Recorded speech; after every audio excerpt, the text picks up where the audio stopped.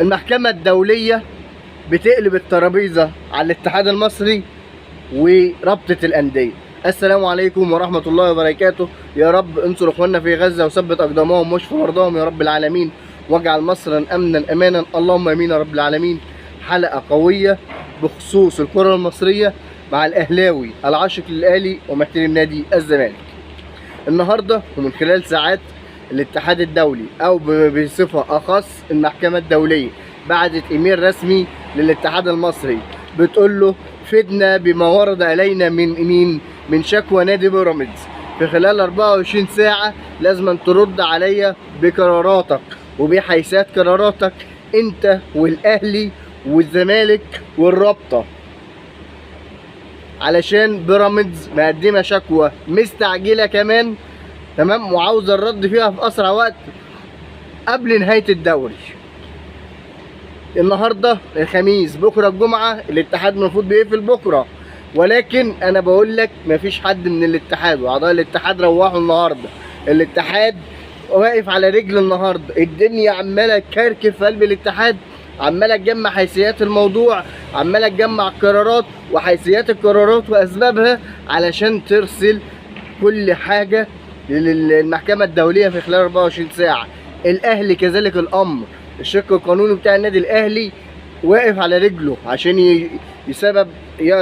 يبعت سبب عدم مروح النادي الاهلي وحيثيات قراراته، يبعت الرابطه وليه طلعت القرارات ديت وحيثيات قراراتها ايه، اسباب قراراتها ايه. الزمالك داخل في الموضوع ضيف شرف. يعني ايه ضيف شرف؟ هو مش رايح يشتكي؟ قال لا مش رايح يشتكي، بيراميدز بس اللي راحت اشتكت ودفعت الاجراءات ودفعت الفلوس ودفعت كل حاجه، الزمالك ما معاش فلوس، فداخله بصفه انها شاهد. انا طرف في القضيه ديت، انا كنت هلاعب نادي الاهلي ونادي الاهلي انسحب من قدامي وهكذا، وادي حيثيات امور الموضوع اهوت، وادي اللائحه قدامكم، وادي انا اتطبق عليا اللائحه دي السنه اللي فاتت في خلال 48 ساعه اتخصم مني 6 نقاط، ونفس القصه حصلت مع الاهلي السنه دي ما اتخصمش منه. داخله شاهد في الموضوع يعني. حلو، في خلال 24 ساعه كل حاجه هتوصل للمحكمه، والمحكمه في خلال 24 ساعه او 48 ساعه باقصى شيء هتحكم في الموضوع. تحكم تقول ايه بقى؟ تحكم بحكم من الاربعه. اول واحد حكم انها تأيد 6 نقاط، الحكم الاولاني بتاع 15/3 اللي هو خصم 6 نقاط من النادي الاهلي، او الحكم الثاني اللي هو بتاريخ 30/3 ان هو خصم 3 نقاط المباراه فقط بدون خصم 3 نقاط نهايه الموسم، او تحكم باعاده لعب المباراه تاني، او تحكم انها تؤمر لجنة التظلمات اللي هي ما حكمتش في الموضوع، قالت انا ايدي مغلولة مش قادرة احكم في القرار بسبب ان اللائحة بتاعت الرابطة محصنة ضد قراراتها، فهي هتقول للجنة التظلمات انت ما حكمتيش في هذا الامر يا لجنة، انت كلجنة قضائية، فاعتبر ان الرابطة ما انتش شايفاها، او الرابطة مش جهة قضائية، او الرابطة مش معترفة بيها بالنسبة لي وقراراتها باطلة بالنسبة لي، فراجعي الموضوع بنفسك واحكمي فيه بنفسك وابعتيلي حكمك، وكل ده في خلال 24 ساعة برضه. فممكن وارد اي شيء. توقعاتي مش عارف اتوقع بصراحة، في المحكمة الدولية مش هتنصف اي طرف من الاطراف، ما فيهاش اي توقع، ما بقول لك اي قرار من الاربعة. طيب بناء عليه احنا منتظرين كل طرف يبعت اسبابه. نيجي بقى للشق الفني من النادي الاهلي. النادي الاهلي فاضل له جوله واحده في الدوري عشان يحسم فيها بطل الدوري، وهي جوله بتاريخ 28/5 كان لاعب فيها فاركو فريق مش هين، فاركو فريق مش صغير، فاركو فيها لعيبه تاكل الزلط، فاركو فرقه تقيله، فاركو كسبت بيراميدز بنجومه بتقل لاعيبته بكل حاجه، بخبرات لاعيبته كسبت بيراميدز، ففاركو صعب.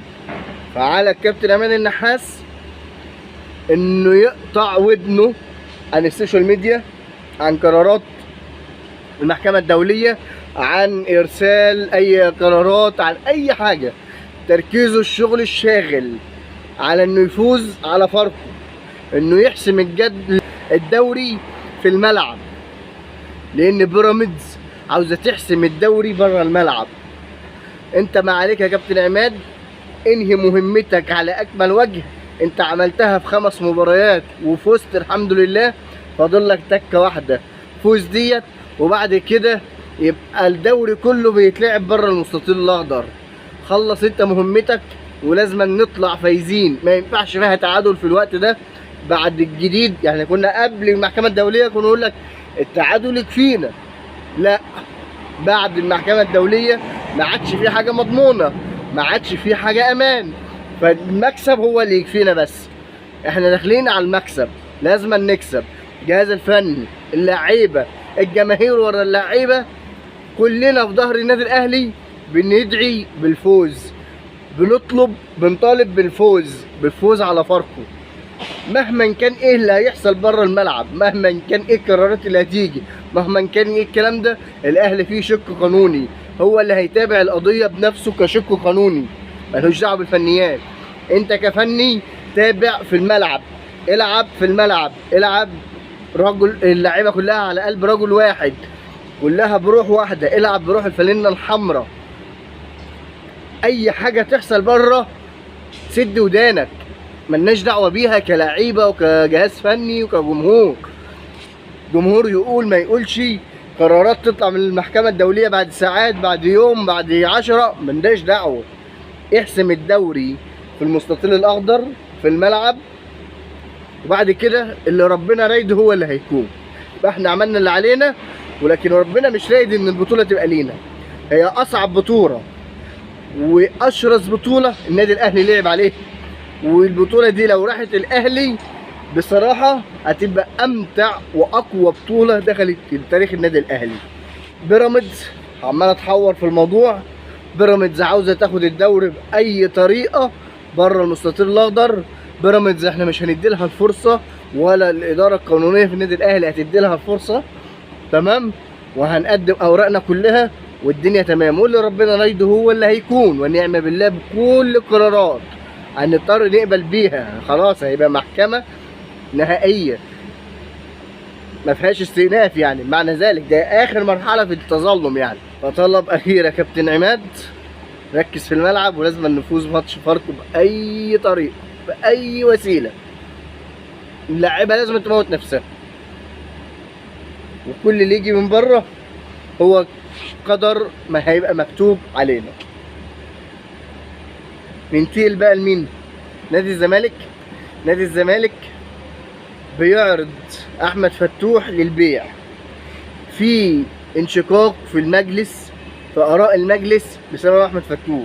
في ناس يقول لك ده راجل خبره، في ناس بيقول لك ده راجل من اهم كباتن الفرقه، ده مش هنعرف نعوضه. وفي ناس يقول لك لا ده مستواه وحش الفتره ديت، مش هيفيدنا باي حاجه، لازم يمشي على الاقل يخرج ياخد خبرات، هم عاوزين يبيعوه. ففي انشقاق. قرار النهائي هيبقى ماتش بعد ماتش نهائي كاس مصر.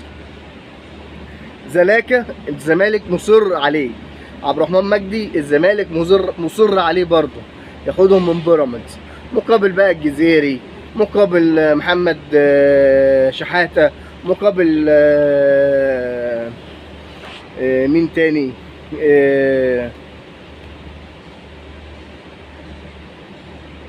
دونجا، مقابل مثلا صلاح مصدق، وهكذا يعني. نيجي البيراميدز. بيراميدز واخده مداخله الاستاذ طه عزت مع الكابتن مع الاستاذ ابراهيم فايق، برضه مدخلاها من ضمن الشكوى. واخده مداخله الاستاذ احمد دياب مع الاستاذ عمرو اديب، برضه مدخلاها تبع الشكوى. بيراميدز لما الدنيا كلها ومصره ومقتنعه ان المحكمه ان شاء الله هتحكم لها، بس ان شاء الله المحكمه هتنصف النادي الاهلي. بيراميدز المفروض دلوقتي تكون مركزه في ماتش افريقيا. بيراميدز هي الممثله لمصر دلوقتي في افريقيا. بيراميدز لو كسرت الحاجز بتاع سان داونز وخدت البطولة هيبقى انجاز لها تاريخي قوي. كده هتثبت لمصر وللعالم كله ان هي فرقة بتاع بطولات، مش فرقة جاية الدوري مقيدة في النادي الاهلي ومنافستها بس، مش اكتر، انها تنافس بس.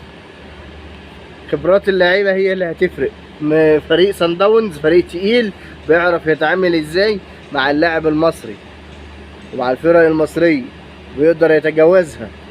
انا توقعاتي ويا رب ما تحصل سان داونز هي اللي هتفوز، ولكن الملعب هو اللي بيحكم، وظروف المباراة هي اللي بتحكم، وظروف اللاعيبة وجاهزيتها وتمريناتها وحفظاتها الجمل هو اللي بيفرق في الملعب، مش التاريخ. الدوري السنة الجاية مش هيبقى احسن حاجة. الدوري هيبقى 34 جولة، اول 21 جولة هيتلعبوا، وبعد كده مجموعات 7 و14. في توقفات دولية كتير، توقف الدولي بتاع افريقيا، توقف الدوري بتاع اجندتين دوليتين، توقف الدوري بساع ارتباطات الاندية في افريقيا وفي الكونفدرالية، وبعد كده كاس العالم هيبقى في اول 6 او معرفش في اخر 6. لازما كل الاندية، لازما كل الاتحادات تنهي الدوريات بتاعتها قبل كاس العالم بشهر، عشان المنتخب يبدأ يجهز نفسه، ان شاء الله نكون وصلنا لكاس العالم باذن الله. فلازما الدوري يخلص في مايو. هيخلص زي في مايو بكمية الارتباطات ديت. ده الدوري خلصناه بالعافية، وكان سنة منه 10 جولات الموسم ده، وما كانش فيه توقفات كتير. بقى الموسم الجاي ايه اللي هيتم فيه؟ انا من توقعي هيبقى موسم فاشل وهيبقى دوري فاشل. ننهي الموضوع ب3 لعيبة اساطير في الكرة المصرية. اولهم محمد صلاح، الاسطورة المصرية، كابتن الخلوق المحترم، بياخد افضل لاعب في الدوري الانجليزي. عندنا عمر مرموش، فاكر اتكلم عنه في الحلقات اللي فاتت بس نسيت، جاب جون عالمي، جون صاروخي مع مانشستر سيتي مؤخرا. هننهي الحلقة بمصطفى محمد، ذو القيم، ذو الاخلاق، ذو المبادئ. مرضيش يشارك في حملة المثليين، مرضيش يشارك انه في تدعيم المثليين، بتدعيم الفئة العنصرية ديت السيئة ديت. ودي تالت سنة على التوالي ما يشاركش فيها او ما يأيدهاش الفكرة دي. كل مرة بيتعرض لعقوبات مالية من النادي وايقافات وقعدان على الدكة، والسنة دي برضو نفس الوضع.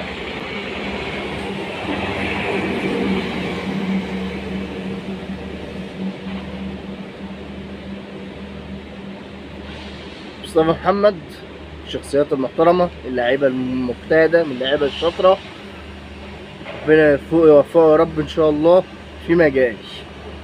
ولو وصلتوا معايا لحد هنا اذكروا الله وصلوا على النبي، وفضل الله وليس امرا. اللايك بتاعك جميل، ولو مش مشترك في القناة اشترك عشان يوصلك كل جديد. والسلام عليكم ورحمة الله وبركاته، ويا رب تكون الحلقة عجبتك.